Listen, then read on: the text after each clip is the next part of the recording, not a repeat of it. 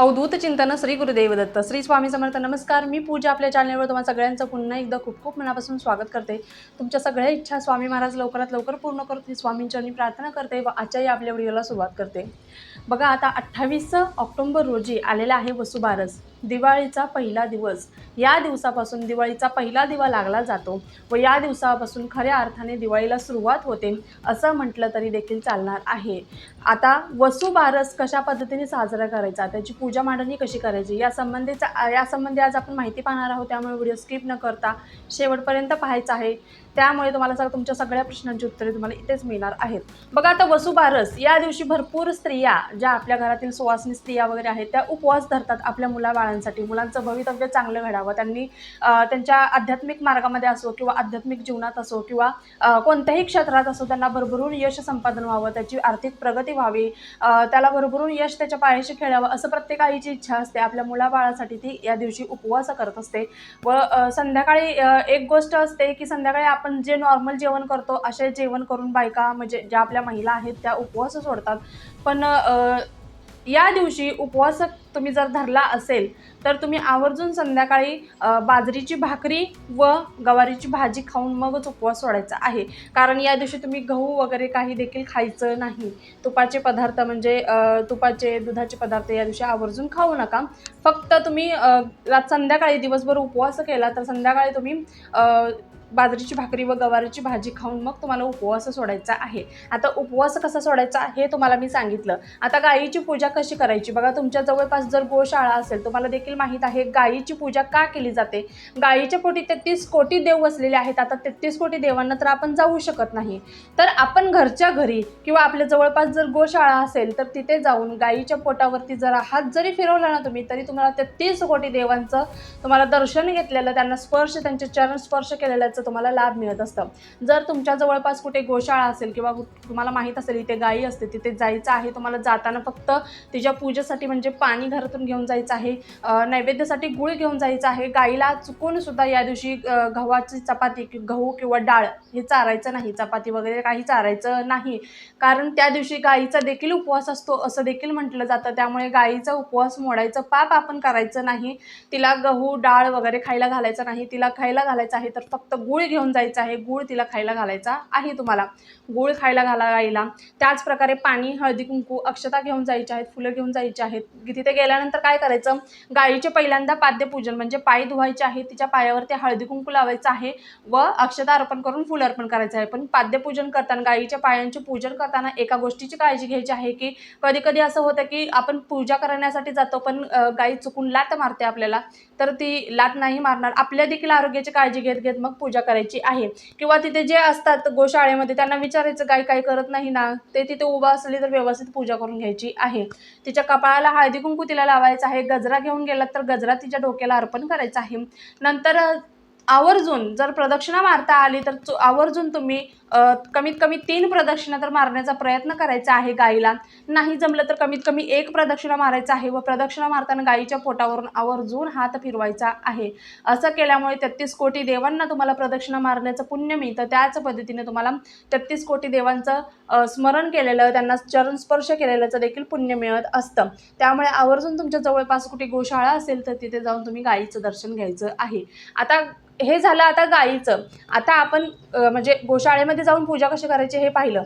आता घरात देखील करायचं आहे, फक्त गोशाळेतच असं नाही आहे. तुम्हाला घरात नाही जमलं काही कारणास्तव, तुमच्या तिथे तुम्ही जॉबला आहात, तिथे जवळपास कुठे गाई आहे, तिथे जाऊन तुम्ही पूजा केली व घरी येऊन तुम्हाला वेळ भेटला तर आवर्जून तुम्ही घरी देखील मांडणी करायची आहे. नसेल गोशाळा तर घरात कशा पद्धतीने मांडणी करायची हे देखील तुम्हाला मी प्रात्यक्षिक दाखवणार आहे. चला तर मग पाहूया पूजा मांडणी कशी करायची.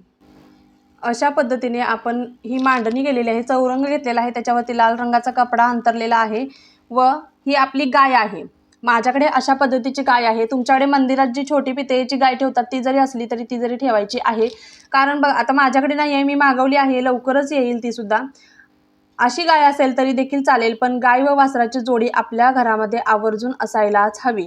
त्यामुळे गाय व वासराची जोडी अशी असायला हवी. सगळ्यात अगोदर आपल्याला दिवा लावून घ्यायचा आहे. तुपाचा, शुद्ध गाईच्या देशी तुपाचा दिवा लावायचा आहे. नंतर सगळ्यात अगोदर आपल्याला दिव्याचं पूजन करून घ्यायचं आहे. दिव्याला हळदी कुंकू लावून घ्यायचं आहे व दिव्याला एक फूल अर्पण करायचं आहे। नंतर आपल्याला पुढची पूजा करायची आहे।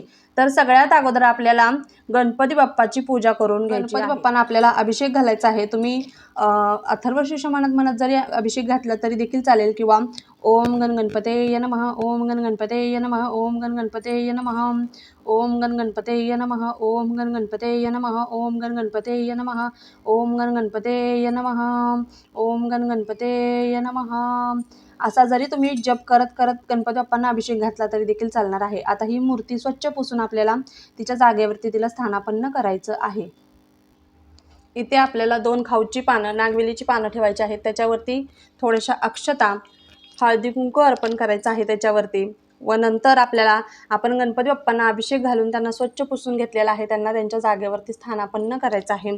गणपती बाप्पांना गंधाक्षता, फूल, हळदी कुंकू अर्पण करायचं आहे। तुमच्याकडे जर लाल रंगाचं फूल असेल तर लाल रंगाचं फूल त्यांना अर्पण करायचं आहे। त्यांच्या आवडत्या दुर्वा आहेत त्या दुर्वा तुम्हाला अर्पण करायच्या आहेत त्यांना, व लाल रंगाचं फूल असेल तर लाल रंगाचं फूल अर्पण करायचं आहे। आता माझ्याकडे हे आहे, मी हे अर्पण करत आहे। नंतर तुम्हाला बाळकृष्णाची मूर्ती घ्यायची आहे तामणामध्ये, व बाळकृष्णाच्या मूर्तीला देखील तुम्हाला अभिषेक करायचा आहे। बाळकृष्णाच्या मूर्तीवरती तुम्ही ओम नमो भगवते वासुदेवाय नमः, ओम नमो भगवते वासुदेवाय नमः, ओम नमो भगवते वासुदेवाय नमः, ओम नमो भगवते वासुदेवाय नमः, ओम नमो भगवते वासुदेवाय नमः, ओम नमो भगवते वासुदेवाय नमः या मंत्राचा जप करत बाळकृष्णाच्या मूर्तीवर देखील तुम्हाला अभिषेक करून घ्यायचा आहे। नंतर ती देखील स्वच्छ करून तिला देखील स्थानापन्न करायचं आहे। अशा पद्धतीने 2 नागवेलीची पाने घ्यायची आहेत, त्याच्यावरती अक्षता टाकायच्या आहेत, हळदी कुंकू थोडंसं व्हायचं आहे, व नंतर आपण बाळकृष्णाच्या मूर्तीला अभिषेक घालून घेतलेला आहे। बाळकृष्णाची मूर्ती इथे स्थानापन्न त्यांना करायचं आहे। त्यांना देखील हळदी कुंकू लावून घ्यायचं आहे। ओम नमो भगवते वासुदेवाय नमः, ओम नमो भगवते वासुदेवाय नमः। त्यांना हार असेल त्यांच्या गळ्यातला तो हार अर्पण करायचा आहे, व त्यांची टोपी, त्यांचे जे वस्त्र अलंकार आहेत ते सगळे त्यांना परिधान करायचे आहेत अशा पद्धतीने, व त्यांना एक फूल अर्पण करायचं आहे। तुम्ही कोणत्याही रंगाचं त्यांना फूल अर्पण करू शकता। पिवळ्या रंगाचं त्यांना फूल जास्त प्रिय आहे तर तुम्ही पिवळ्या रंगाचं फूल जरी अर्पण केलं तरी देखील चालणार आहे। अशा पद्धतीने त्यांना स्थानापन्न केल्यानंतर धूप दीप त्यांना दाखवून घ्यायचं आहे एकदा। आता येते आपली कामधेनू म्हणजे आपली गाय। आता गायीची पूजा करायची। गायीची जर तुमच्याकडे मूर्ती असेल तर तिला देखील तुम्हाला अभिषेक घालून घ्यायचा आहे। स्वच्छ वस्त्राने पुसून तिला इथे अजून एक नागवेलीचं पान ठेवायचं आहे, व तिला इथे किंवा इथे तुम्हाला ठेवून द्यायचं आहे, आणि नंतर तिची पूजा करायची आहे। आता आपल्याकडे ही गाय आहे तर आपण हिला स्वच्छ पुसून घेतलेला आहे, तिला आपण हळदी कुंकू लावूया, व तुमच्याकडे जर गजरा असेल तर तिला गजरा वेणी अर्पण करायची आहे। गाईला गजरा वेणी अर्पण करायची आहे। आता माझ्याकडे गजरा आहे तो मी तिला अर्पण करत आहे। अशा पद्धतीने तिला गजरा अर्पण केलेला आहे। जर अजून काही फुलं असतील तर फुलं देखील तिला अर्पण करायचं आहे। गाईचं जे वासरू आहे त्याला देखील तुम्हाला हळदी कुंकू लावून घ्यायचं आहे व फुलं अर्पण करायची आहेत। आता जसं की तुम्हाला मी सांगितलं, गाईच्या पोटी 33 कोटी देव असतात, त्यामुळे तुम्ही गाईच्या पोटाला देखील हळदी कुंकू लावायला अजिबात विसरायचं नाही आहे।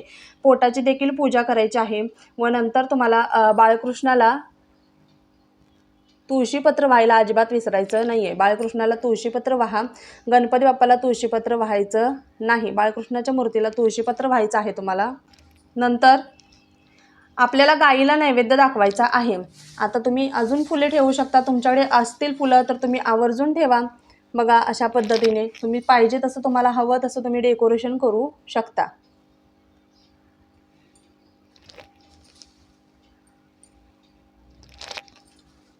गाईच्या बछड्याला देखील तुम्ही इथे फूल ठेवू शकता।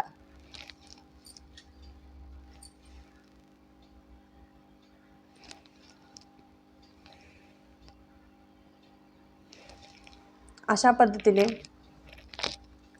आणि नंतर आपल्याला गाईला नैवेद्य कोणता दाखवायचा आहे तर आपल्याला गाईला तुम्हाला गुळाचा नैवेद्य दाखवायचा आहे। हा गुळाचा नैवेद्य आहे तो आपल्याला गाईला दाखवायचा आहे। तर इथे भरीव चौकोन एक करून घ्यायचा तुम्हाला आणि नंतर इथे नैवेद्य ठेवायचा आहे। नैवेद्यम समर्पयामि, नैवेद्यम समर्पयामि, नैवेद्यम समर्पयामि, नैवेद्यम समर्पयामि, नैवेद्यम समर्पयामि, नैवेद्यम समर्पयामि। अशा पद्धतीने गाईची आपल्याला घरच्या घरी साध्या सोप्या पद्धतीने आपल्याला पूजा करायची आहे।